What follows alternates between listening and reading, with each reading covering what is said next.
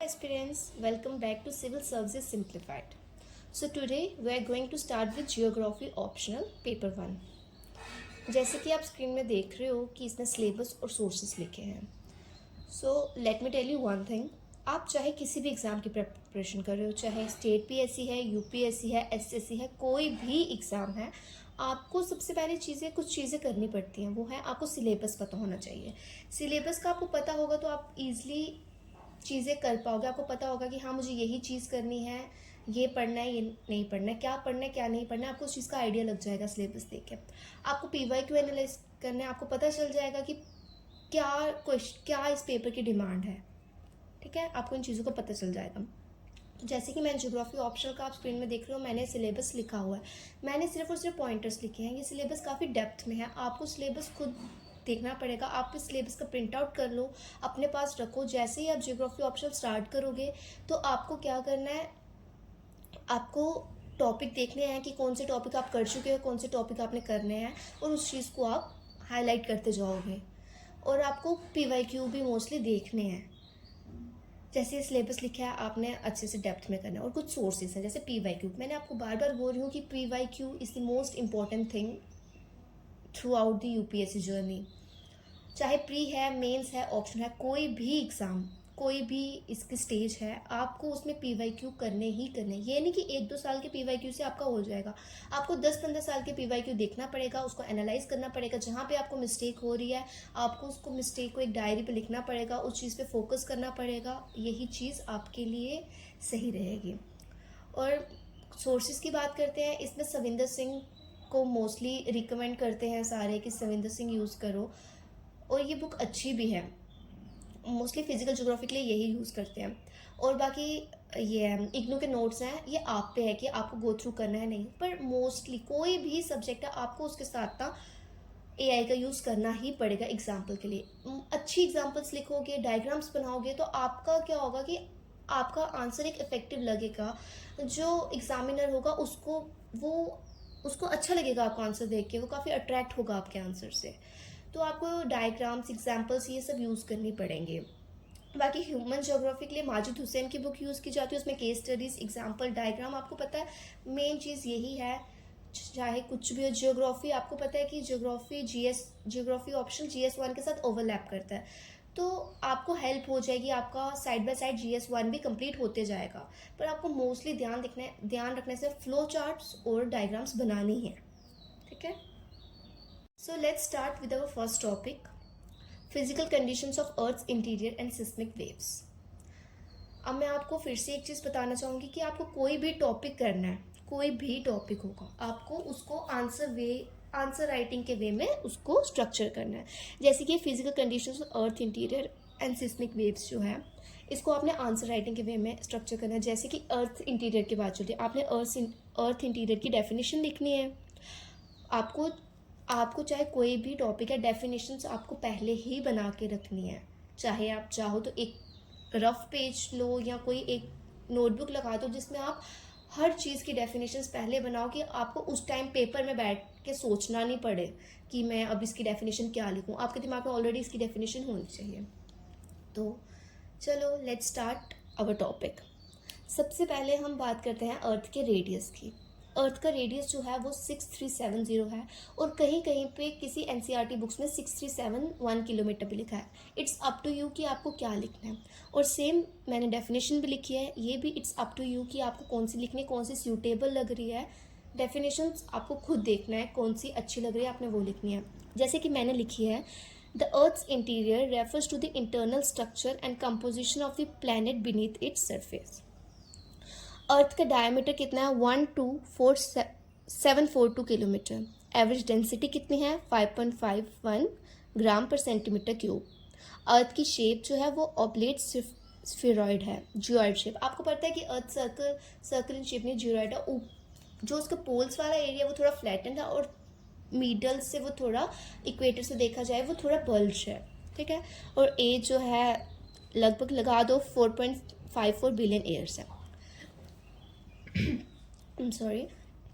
सबसे पहले हम स्टार्ट करते हैं सोर्सेज के। हमें पता कैसे चला अर्थ के इंटीरियर के बारे में? सबसे पहले बात ये आती है कि हमें अर्थ के इंटीरियर के बारे में पता कैसे चला। इसके दो सोर्सेज, एक है डायरेक्ट, एक है इनडायरेक्ट। डायरेक्ट सोर्सेज में सबसे पहले क्या आता है? माइनिंग। मतलब कुछ लोग पहले माइनिंग करते थे, बट वो ज़्यादा 3-4 किलोमीटर से ज़्यादा कभी वो माइनिंग कर ही नहीं पाए, क्योंकि बहुत ज़्यादा जो अंदर का मैग्मा होता था वो बहुत गर्म होता था, अगर उसको हाथ लगाते थे तो जल जाते हैं। तो सबसे पहले माइनिंग की बात चली। माइनिंग में कुछ एग्जांपल है, जैसे गोल्ड माइंस है साउथ अफ्रीका में, वो 3 से 4 किलोमीटर डेप्थ में है। उसमें क्या होता है, इसमें क्या होता है, जैसे 3 से 4 किलोमीटर डेप्थ तक जाओगे, टेम्परेचर जो होगा बड़ा रैपिडली इंक्रीज करते जाएगा, और इस डेप्थ के बाद माइनिंग करना इम्पॉसिबल है, डिफ़िकल्ट है। डीप ड्रिलिंग की बात की हुई है। ये डीप ओशन ड्रिलिंग प्रोजेक्ट है और इंटीग्रेटेड ओशन ड्रिलिंग प्रोजेक्ट है। वो कहाँ पे है? कोला में, सुपर डीप बोरहोल में। ये आर्कटिक ओशन में है। ये 12 किलोमीटर डीप ड्रिलिंग की गई है। आपको लगेगा कि इतने दूर तक डीप ड्रिलिंग कर दी, काफ़ी डेप्थ में नहीं है। ये सिर्फ और सिर्फ अर्थ का 0.2% अर्थ के रेडियस तक ही डेप्थ तक ड्रिलिंग की गई है। और थर्ड जो है वॉल्केनिक इरप्शन। जैसे वॉल्केनोस क्या करते हैं, अपने साथ मैग्मा, लावा, जेंथोलाइट्स ये सब लाते हैं डीपर पार्ट से। वही जो इनडायरेक्ट सोर्सेस आ जाते हैं, उसमें सबसे पहले आ जाते हैं सिस्मिक वेव्स। सिस्मिक वेव्स आपको पता है, सिस्मिक वेव्स की वजह से हमें अर्थक्वेक का पता चलता है, वॉल्केनिक इरप्शंस का पता चलता है, और आर्टिफिशियल एक्सप्लोजन का पता चलता है। वही मेटेओराइट्स जो होते हैं उससे भी हमें पता चलता है इसका, अर्थ के इंटीरियर का। जियोथर्मल ग्रेडियंट में क्या होता है कि जैसे जैसे हम डेप्थ में जाते जाते ना, टेम्परेचर वैसे वैसे इंक्रीज करते जाता है। एवरेज टेम्परेचर कितना इंक्रीज कर रहा है? 25 to 30 डिग्री सेल्सियस। और प्रेशर का भी क्या है कि प्रेशर भी इंक्रीज करेगा विद डेप्थ के साथ, क्योंकि वहाँ पे because of weight of overlying rock. और ये कहाँ तक चल जाएगा, कहाँ तक पहुँचता है? 360 से लेके 364 GPa। वही जो डेंसिटी की बात की जाती है, डेंसिटी जो होती है मटेरियल की, वो भी इंक्रीज करती है डेप्थ के साथ। और जो ग्रेविटेशनल फील्ड की बात की है, जो ग्रेविटी होती है ना, वो सेम नहीं होती हर जगह। पोल्स में क्या होता है, ज़्यादा होती है इसलिए उसकी हाइट कम होती है, इक्वेटर में कम होती है ग्रेविटेशनल फोर्स, इसलिए उसकी हाइट ज़्यादा होती है। ठीक है, इसको हम ग्रेविटी एनॉमली बोलते हैं। मेरे को आपको ये चीज़ बोलनी है कि जैसे मैंने क्या किया है कि इसमें ना मैंने कुछ शॉर्ट कट में लिख लिया है, इंक्रीज डिक्रीज। आपको ये चीज़ कभी एग्जाम में, मेंस में कभी यूज़ नहीं करनी है, आपको पूरा वर्ड लिखना है। कभी कभी होता है ना, हम जल्दी लिख लेते हैं, तो वो चीज़ आपको कभी नहीं करनी है। आप अपने नोट्स भी बनाओ, उसमें भी आपको पूरे वर्ड्स लिखने हैं, आपको प्रैक्टिस होएगी। यहाँ पे हम बात करते हैं स्ट्रक्चर ऑफ अर्थ की। आपको ये डायग्राम ज़रूर अपने आंसर में बनानी है, इससे आपका आंसर काफ़ी इफेक्टिव लगेगा। ठीक है, जैसे कि हम यहाँ पे बात करते हैं, यहाँ पे क्रस्ट, मेंटल और कोर। क्रस्ट जो है वो 100 किलोमीटर तक है, मेंटल अप टू 2900 किलोमीटर, और जो कोर है वो 6378 किलोमीटर तक है। ठीक है, सबसे पहले हम बात करते हैं क्रस्ट की। क्रस्ट में एक होता है कंटिनेंटल क्रस्ट और एक होता है ओशनिक क्रस्ट। जो क्रस्ट जो है वो सॉलिड इन नेचर होता है। ठीक है, ये जो कंटिनेंटल क्रस्ट है इसकी थिकनेस जो होती है वो ज़्यादा होती है, वहीं जो ओशनिक क्रस्ट है उसकी थिकनेस जो होती है कम होती है। लेकिन डेंसिटी जो होती है वो ओशनिक क्रस्ट की ज़्यादा होती है और कंटिनेंटल क्रस्ट की कम होती है। अब जैसे ये कंटिनेंटल क्रस्ट है ना, इसमें एक मटेरियल पाया जाता है, उसको हम मतलब कंपोजिशन बोलो या मटेरियल बोलो, इसमें कंपोजिशन किससे बना है? सियाल से। सियाल मतलब सिलिका प्लस एल्युमिनियम, उसको जोड़ के क्या बना? सियाल। वहीं जो ओशनिक क्रस्ट है उसमें सीमा पाया जाता है, मतलब सिलिका प्लस मैग्नीशियम सीमा बोलते हैं। ठीक है, क्रस्ट का आपको ये पता चल गया। फिर उसके बाद क्या आता है, 400 किलोमीटर तक एक एस्थेनोस्फेयर लेयर आती है।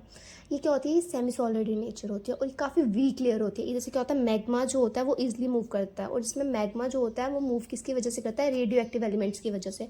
यहाँ पे काफ़ी रेडियो एक्टिव एलिमेंट्स पाए जाते हैं, जिसकी वजह से जो होता है ये लेयर जो होती है सेमी सॉलिड इन नेचर होती है। ठीक है, ये अप टू 400 किलोमीटर तक है। फिर उसके बाद आ जाता है मेंटल जो है वो सॉलिड इन नेचर है। ठीक है, फिर उसके बाद आ जाता है आउटर कोर। और मेंटल में कौन सा मटेरियल पाया जाता है? सीमा, इसमें भी सीमा पाया जाता है, सिलिका प्लस मैग्नीशियम। और ये है जो कोर क्या है? एक है आउटर कोर, एक इनर कोर। आउटर कोर जो है वो लिक्विड इन नेचर है, और इनर कोर जो है वो सॉलिड इन नेचर है। आउटर कोर जो है लिक्विड को है, क्योंकि इसमें कौन सा मिनरल पाया जाता है? नीफे, मतलब निकल प्लस आयरन। तो उसका क्या होता है कि वो जल्दी मेल्ट हो जाता है, तो इस पे क्या होता है कि ये जो होता है इसका जो मेल्टिंग पॉइंट होता है ना वो ज़्यादा होता है, इसकी वजह से इसमें जो निकल और आयरन पड़ा होता है ना उसकी वजह से ये क्या होता है, लिक्विड इन नेचर होता है और सॉलिड। ये सॉलिड क्यों होता है, बेशक इसमें भी नीफे है बट इस पे बहुत सबसे नीचे ना इस पे बहुत ज़्यादा प्रेशर है सारी लेयर्स का, इसकी वजह से ये सॉलिड इन नेचर है। तो अब हम देखेंगे जो एक, ये आप देखोगे यहाँ पे मैं लिथोस्फेयर लिखा है, मीजोस्फेयर और बेरिस्फेयर लिखा है। लिथोस्फेयर किसको बोलते हैं, crust plus some part of upper mantle, इसमें कुछ पार्ट जो होता है अपर मेंटल का वो भी आता है, मतलब एस्थेनोस्फेयर का कुछ पार्ट यहाँ पे एस्थेनोस्फेयर यहाँ पे आता है। वहीं जो मेंटल है उसको मीजोस्फेयर बोलते हैं और कोर को बेरिस्फेयर बोलते हैं। आपको इतना समझ आया कि जो क्रस्ट है वो सॉलिड इन नेचर है और जो एस्थेनोस्फेयर है वो सेमी सॉलिड है, मेंटल सॉलिड है, और सबसे मोस्ट इंपॉर्टेंट चीज़ है जो हमें याद रखनी है वो है जो आउटर क्रस्ट है वो लिक्विड इन नेचर है, और ये जो इनर क्रस्ट कोर है, सॉरी आउटर कोर जो है लिक्विड इन नेचर है और इनर कोर जो है सॉलिड इन नेचर है। आपको इस चीज़ का ख्याल रखना है। अब इसमें क्या होता है, कुछ डिसकंटिन्यूटीज हैं, आपको डिसकंटिन्यूटीज के बारे में पढ़ना है। जो इसमें कुछ कंटिन्यूटीज हैं जैसे कि कोनार्ड, मोहो, रैपिटी, ग्यूटेनबर्ग, लेमन। इसमें क्या होता है, जो कोनार्ड डिसकंटिन्यूटी है ना ये अपर क्रस्ट को लोअर क्रस्ट से डिवाइड करती है, सेपरेट करती है उसको, अपर क्रस्ट और लोअर क्रस्ट को सेपरेट करती है। कौन सी कंटिन्यूटी, डिसकंटिन्यूटी कोनार्ड। और जो मोहो होती है वो क्रस्ट को मेंटल से करती है, और जो रैपिटी होती है ना वो अपर मेंटल को लोअर मेंटल से करती है, रैपिटी। और जो ग्यूटेनबर्ग होती है वो मेंटल को कोर से सेपरेट करती है, और जो लेमैन होती है वो आउटर कोर को इनर कोर से सेपरेट करती है। आपको इस चीज़ का ध्यान रखना पड़ेगा, ये चीज़ आपने GS1 में भी पढ़ी होगी, जियोग्राफी में, ठीक है।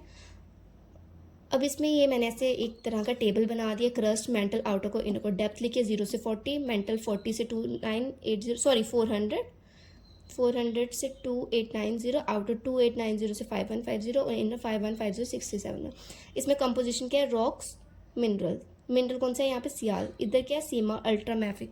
इसमें क्या है, मोल्टन आयरन निकल नीफे, और इसमें इनर कोर में सॉलिड आयरन निकल, ठीक है। State solid liquid solid. Temperature आप देख लो, प्रेशर आप देख लो, ये चीज़ टेम्परेचर प्रेशर इतना ज़रूरी नहीं है, मेनली ये 4 चीज़ें ज़्यादा ज़रूरी हैं, ठीक है। स्यूज था एक ऑस्ट्रियन जियोलॉजिस्ट था जिसने नेम दिया इनको सियाल, सीमा और नीफे करके। मैंने आपको स्ट्रक्चर ऑफ अर्थ के बारे में बताया, डायग्राम बनाया, उसके साथ आपको 1 लाइन उनके बारे में लिख भी लेना। अब हम डिस्कस करेंगे सिस्मिक वेव्स या अर्थक्वेक, ठीक है। सिस्मिक वेव्स क्या होती है, वो वेव्स होती हैं जो ट्रेवल करती हैं थ्रू द अर्थ लेयर, और उससे क्या होता है, मतलब ऐसी वेव्स होती है जो ट्रैवल कर रही हैं अर्थ की लेयर में, तीनों लेयर्स में से। उसकी वजह से क्या होता है कि अर्थ के आ रहा है, वॉल्केनिक इरप्शन आ रहे हैं, मैग्मा मूवमेंट हो रही है, लार्ज लैंडस्लाइड्स हो रहे हैं, लार्ज ह्यूमनॉइड एक्सप्लोजन हो रहे हैं। सिस्मिक वेव्स क्या होती हैं, सिस्मिक वेव्स हैं एक इलास्टिक एनर्जी वेव्स हैं जो जनरेट करते हैं, जैसे मतलब किसके अंदर, इनसाइड द अर्थ जो होता है ये जनरेट कर रही हैं। अब हम अर्थक्वेक की बात करते हैं। अर्थक्वेक, सिंपल वर्ड्स में अर्थक्वेक का मतलब क्या होता है, अर्थ जो हो रही है वो शेक कर रही है ना, बस इसका ये मतलब होता है कि शेकिंग ऑफ अर्थ। ये किसकी वजह से हो रहा है कि अचानक से एनर्जी रिलीज हो गई जो ट्रैवल करेगी हर डायरेक्शन में, अर्थ के इंटीरियर में हर डायरेक्शन में ट्रैवल करेगी। जैसे ये हमने डायग्राम बनाई है, अंदर जो होता है वो फोकस होता है, बॉडी में फोकस होता है, उसको हम हाइपोसेंटर भी बोलते हैं, और जो परपेंडिकुलर होता है उसके वो क्या होता है, एपिसेंटर होता है, 90 डिग्री में होता है, एपिसेंटर होता है उसके पूरे 90 डिग्री में क्या होता है, एपिसेंटर सरफेस पे होता है। ऐसा पॉइंट जहाँ से सबसे पहले एनर्जी रिलीज हो रही है उसको हम क्या बोलेंगे, फोकस, या उसको हाइपोसेंटर भी बोलते हैं। और ऐसा पॉइंट जो सबसे पहले पहुंच रहा है, सबसे मतलब ऐसा पॉइंट जो फोकस के सबसे पास है उसको एपिसेंटर बोलते हैं। ये पहला है जो सबसे पहले एक्सपीरियंस कर रहा है वेव्स को, it is a point directly above the focus. और इसमें एक इंस्ट्रूमेंट होता है जिसको हम क्या बोलते हैं, सिस्मोग्राफ, जो रिकॉर्ड सिस्मोग्राफ लगाए हैं कहीं। ऐसा नहीं है कि जैसे अर्थक्वेक आएगा तब सिस्मोग्राफ उठा के चल पड़ोगे आप देखने की कहाँ पे अर्थक्वेक है, ऐसा कुछ भी नहीं है। सिस्मोग्राफ क्या है, जगह जगह पे लगाया, जहाँ पे पता है कि जो ज़्यादा अर्थक्वेक प्रोन एरियाज हैं वहाँ पे सिस्मोग्राफ लगाए जाते हैं। और सिस्मोग्राफ एक ऐसा इंस्ट्रूमेंट है जो रिकॉर्ड करता है अर्थ की वेव को। अब इसमें हम क्या पढ़ेंगे, classification of seismic waves. Seismic waves 2 तरह की होती है, एक है बॉडी वेव्स, एक है सरफेस वेव्स, ठीक है। बॉडी वेव्स वो वेव्स होती हैं जो एनर्जी रिलीज कर रही है फोकस में और मूव कर रही है हर एक डायरेक्शन में, travelling through interior. Body waves focus में होती है, सरफेस वेव्स जो होती है वो सरफेस में होती हैं, ठीक है। इसमें बॉडी वेव्स में दो तरह की है, पी वेव्स और एस वेव्स, और सरफेस वेव में दो तरह की लव वेव्स और रेले वेव्स। सबसे पहले हम कौन सी वेव्स पढ़ेंगे? Body waves. बॉडी वेव्स में एक होते हैं पी वेव्स और एस वेव। पी वेव्स जो है वो प्राइमरी वेव्स है, सबसे पहली वेव है जो सबसे पहले पहुंच रही है, और इसको हम पुश वेव्स भी बोलते हैं। किसकी तरह होती है? साउंड वेव्स की तरह होती हैं, कॉजिंग डिस्प्लेसमेंट ऑफ पार्टिकल्स। किसकी तरह होती हैं? Like sound waves causing displacement particles in direction of wave propagation. और सबसे बड़ी बात है, पी वेव्स जो होती है ना वो तीनों मीडियम से मूव कर जाती है, सॉलिड, लिक्विड और गैस। और सबसे ज़्यादा फास्टेस्ट होती हैं, ये पैलर हैं, और ये लॉन्गिट्यूडल वेव्स भी बोल जाते हैं। और इसमें कंप्रेशन एक्सप्रेशन ये ऐसे होती है, कंप्रेशन एक्सप्रेशन ऐसे करके होती हैं। 7 to 8 किलोमीटर पर सेकेंड की स्पीड से मूव करती हैं। और पी वेव्स जो होती है कंप्रेशन वेव होती हैं। एक पी वेव के बारे में ये चीज़ लिख लेना कि पी वेव्स जो होती है वो कंप्रेशनल वेव्स होती हैं, जिसमें पार्टिकल्स होते हैं वाइब्रेट कर रहे हैं parallel to direction of wave propagation. मतलब वाइब्रेट करते हैं, इसमें क्या होता है? ये पैलर होते हैं, ये परपेंडिकुलर नहीं होते हैं, ये पैलर होते हैं। और इसकी वेलोसिटी बताइए क्रस्ट में कितनी है? 6 किलोमीटर पर सेकेंड, और मेंटल में 18 to 13 किलोमीटर पर सेकेंड। वही जो सिर्फ एस वेव्स होती हैं, एस वेव्स के सेकेंडरी होती हैं, ये परपेंडिकुलर होते हैं, ये पैलर होती है परपेंडिकुलर, ये ट्रांसवर्स वेव होती है, ठीक है। और ये सिर्फ इसकी ये चीज़ याद रखना कि जो एस वेव्स होती हैं वो सॉलिड ओनली, सिर्फ सॉलिड मीडियम से मूव करती है, एज फॉर सॉलिड ये। और जो पी वेव्स होती है वो तीनों मीडियम से मूव करती हैं। और ये लाइट वेव्स की तरह होती है, ये साउंड वेव्स की तरह होती है, लाइट वेव्स, वाटर रिपल्स इनकी तरह होती है, इसकी स्पीड कम होती है। एस वेव्स की होती है ट्रांसफर वेव्स होती हैं, जैसे कंप्रेशनल वेव्स हैं, ये ट्रांसफर वेव्स होती हैं जो परपेंडिकुलर होती हैं, मैंने आपको बता दिया। और ये क्रस्ट रफ करती हैं, crust rough material through which they pass, ठीक है। अब दो आ जाए सरफेस वेव, जो सरफेस पे होती है, एक होती है लव वेव्स, एक होती है रेले वेव्स। लव वेव जो होती है वो सबसे फास्टेस्ट होती हैं, और ये साइडवेज, ये हॉरिजॉन्टल वेव्स होती हैं ट्रांसवर्स, और ये सबसे डिस्ट्रक्टिव वेव्स, सबसे डिस्ट्रक्टिव तो रेले है, बट जो लव वेव्स होती हैं ये डिस्ट्रक्टिव वेव्स होती हैं। वही जो रेले वेव्स आती है rolling motion like ocean waves हैं, ये सबसे ज़्यादा डिस्ट्रक्टिव हैं, ये रोल करती हैं ग्राउंड में, और ये सबसे ज़्यादा डिस्ट्रक्शन कॉज करती हैं। इसमें ये चीज़ एक याद रखना, ये एनसीईआरटी से मैंने लिखी थी, इसमें है कि रिफ्लेक्शन क्या करती है? वेव को रिबाउंड करती है, मतलब रिफ्लेक्शन रिबाउंड करती है, लेकिन जो रिफ्रैक्शन होती है ना वो उसका रास्ता ही चेंज कर देती है, ठीक है। ये होती है पी वेव्स ऐसे, एस वेव्स, और ये सरफेस वेव ज़्यादा डिस्टर्ब। अब इसमें एक चीज़ आती है, वो होता है शेडो जोन, ठीक है। इसमें देखा जाए कि ये चीज़ है कि why do P waves travel faster than S waves. P waves होते हैं 1.7 टाइम्स फास्टर है पी वेव से। एक शेडो जोन होता है, जैसे ये कोर है, ये पूरा हमारा क्रस्ट है, ठीक है। यहाँ से यहाँ पे अर्थक्वेक आया, ये वेव्स मूव करेगी, लेकिन वही जो मैंने आपको बताया ना, रिफ्रैक्शन क्या करती है? रास्ता डाइवर्ट करती है। जैसे यहाँ पे पहुंचा, मीडियम चेंज, ये सॉलिड था, ये लिक्विड था, आपको पता है इनर कोर लिक्विड में होता है, फिर सॉलिड आ जाएगा, लिक्विड में होता है, तो ये जैसे यहाँ पे आएगा, जैसे मीडियम चेंज हुआ ये थोड़ी डाइवर्ज हो जाएगी, यहाँ आ जाएगी। बाकी ये पी वेव्स जो आपको तो पता है हर जगह ट्रैवल करेगी, मैंने आपको बताया सॉलिड, लिक्विड और गैस हर जगह, बट यहाँ पे थोड़े शेडो जोन क्यों बनेगा? क्योंकि जैसे मीडियम सॉलिड से इसने लिक्विड में आया, मीडियम चेंज हुआ ना, इससे क्या हो गया? इसका जो रास्ता था वो डाइवर्ज हो गया, ये थोड़ा सा अपना रास्ता छोड़ गया यहाँ पे। ये किसकी वजह से हुआ? रिफ्रैक्शन की वजह से। तो 103 से 142 जो होता है पी वेव का शेडो जोन बन जाता है। वही जो एस वेव है आपको पता है सिर्फ सॉलिड में मूव करती है, सॉलिड में करेगी, इसमें नहीं करेगी, शेडो जोन बन जाएगा एस वेव का। 103 से 103 मतलब 103 तक से लेके पूरा एंटायर जो है ये शेडो जोन होता है। इसमें डायरेक्ट कोई एस वेव्स यहाँ पे नहीं पहुंच पाएगी, एस वेव का शेडो जोन है। इसमें जैसे मैंने लिखा है कि जो अर्थक्वेक की वेव्स जो होती हैं वो हम कहाँ पर रिकॉर्ड करते हैं, आपको बताया मैंने, सिस्मोग्राफ में। तो इसमें क्या होता है? शेडो जोन होता क्या है? एक ऐसी जगह जहाँ पे जो वेव्स जो होती हैं रिपोर्ट नहीं की जाती, जैसे यहाँ पे वेव नहीं पहुंची तो मतलब ऐसा एरिया जहाँ पे वेव्स रिपोर्ट नहीं हो पा रही हैं। जो डिस्टेंस है ना with in 105 from the epicentre recorded the arrival of both P and S waves. लेकिन सिस्मोग्राफ जो है 145 फ्रॉम एपिसेंटर, वहाँ पे पी वेव आ रही है लेकिन एस वेव नहीं आ रही है। तो इसलिए ये पता है जो जोन है ना 105 से 145 एपिसेंटर इस shadow zone for both the type of, देखो ना ये तो आप देख रहे हो ना, ये दोनों के लिए है सेम। लेकिन इससे हमें क्या पता चलता है कि जो एस वेव का शेडो जोन है वो पी वेव से ज़्यादा बड़ा है, ठीक है। This is all with physical conditions of the earth interior. मैंने आपको अर्थ का इंटीरियर बता दिया, उसकी लेयर्स बता दी, सिस्मिक वेव ये सब बता दी। अब हम कल अर्थक्वेक के बारे में पढ़ेंगे, उसके बाद जो टॉपिक है हम वो धीरे धीरे स्लोली इस टॉपिक को करते जाएंगे, और ऑप्शनल को हम एक साथ कंप्लीट करते जाएंगे, थोड़ा ऑप्शन को कंप्लीट करते हैं. Hope you like my video. Like, share and subscribe my channel. Thank you guys. Stay tuned.